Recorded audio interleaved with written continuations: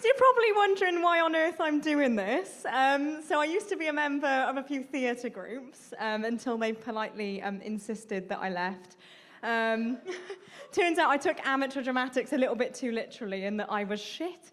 I can't sing, I can't dance, I can't act, I'm no threat. In terms of triple threats, I'm a jack of no trades or talent. But I had a lovely time. Those groups are great. They're all run on a shoestring, so we had no sets, no props, no costumes. We did wear clothes. But with our insurance policy, we couldn't really afford to break a leg. It was less Les Mis, more Brookes. And it was a very hard knock life, I won't lie to you. But with these groups, I'm trying to find a word to describe them without being disrespectful.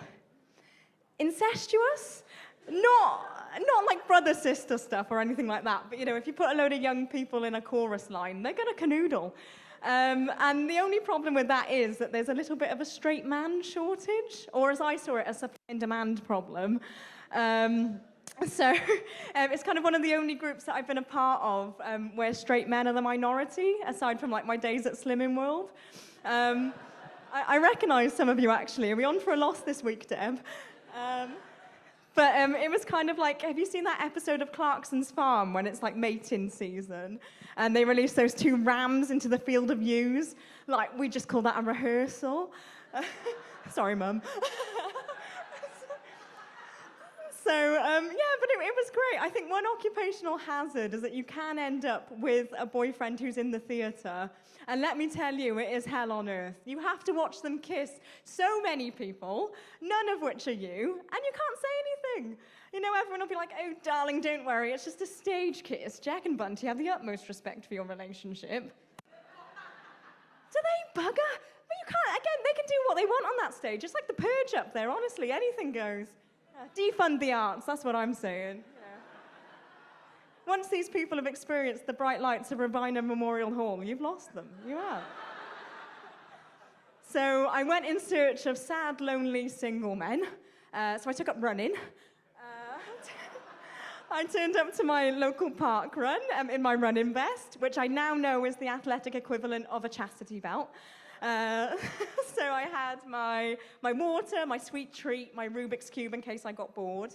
And turns out men like a woman who's well-stacked, not well-stocked. I know that now. But looking around, I just kind of felt a little bit overdressed.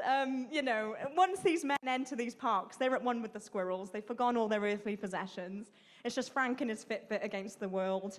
I don't even think Gareth has a house key. And it's 2024, we're not Jesus in the desert, you are allowed a water bottle, Keith. I don't know what's going on there. So I did finish my rather impressive 5K without sitting down once, might I add. And then this rather handsome gentleman came over to me, and he was like, how you doing? And I was like, how you doing? And he was like, no, how are you doing? I've got a bottle of water and a first aider. So I wasn't in as good a shape as I thought I was.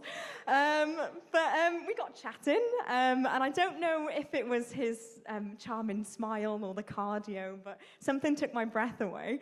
And sadly, this story doesn't have a happy ending. He actually ended up enrolling me into a cult. So I am really embarrassed about it. It is really a popular one, especially with people having a quarter-life crisis. It's called the Cardiff Half Marathon. I don't know if any of you have ever done it before, but you've got to submit a time before you go so they can assign you a pen, so the slow fuckers like me don't get trampled like Simba's dad. Sorry, spoiler alert. So I was in yellow pen at the back, which is the best pen because it's where all the sweets are. It's a miracle I didn't choke on a Haribo running that race, to be honest. So you kind of all get herded in like animals. So you've kind of got your cheetahs in white pen, your stallions in green pen, and your piglets in green and in yellow pen with sprained ankles, but a lot of enthusiasm.